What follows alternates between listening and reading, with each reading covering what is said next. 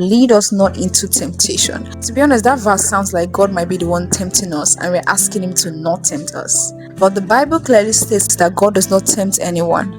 So if God does not tempt anyone, why is Jesus teaching us to pray, lead us not into temptation? I'm sure you've asked those questions, so have I. So let's talk about it. There are temptations and there are tests. Temptation is an enticement to do evil. The goal is to make you fall into sin. And according to the scriptures, temptations comes from three sources: your lustful desires, the world, and Mr. D, the devil. While testing, on the other hand, is something God allows to prove, strengthen, or reveal the authenticity of your faith. The Bible stated that God tempted Abraham.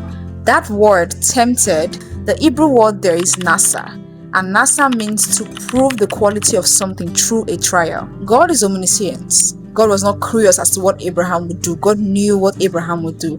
God tested Abraham to reveal the depth of Abraham's faith to him, Isaac, and to anyone else who will read that story. So that's a case of proving the authenticity of one's faith. Now, another reason why God will test anyone is to reveal the sin in us that we are oblivious of. When we go through some kind of trial, it reveals that, oh, we're not as strong as we thought we were, or in some tight situations we would lie, under some pressure we would sin. So most times God would allow those situations so you can know the sin or the darkness that you're oblivious of, and then you can draw closer to him for dependence. Sometimes the same situation can be a test and a temptation. For instance, in the book of Matthew chapter 4, where the Bible states that the Spirit of God led Jesus into the wilderness to be tempted by the devil.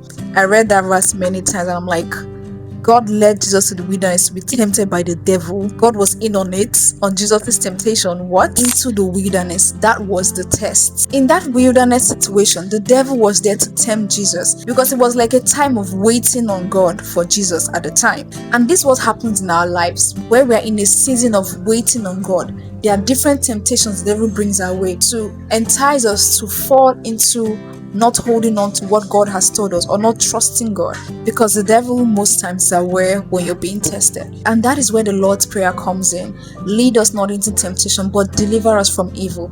That is saying, God, help me in my moments of weakness, in the situations where I am vulnerable and might fall into sin. Lead me away from that situation. And my prayer is that God will lead us and guide us and strengthen us to stand firm when we are faced with those kind of situations.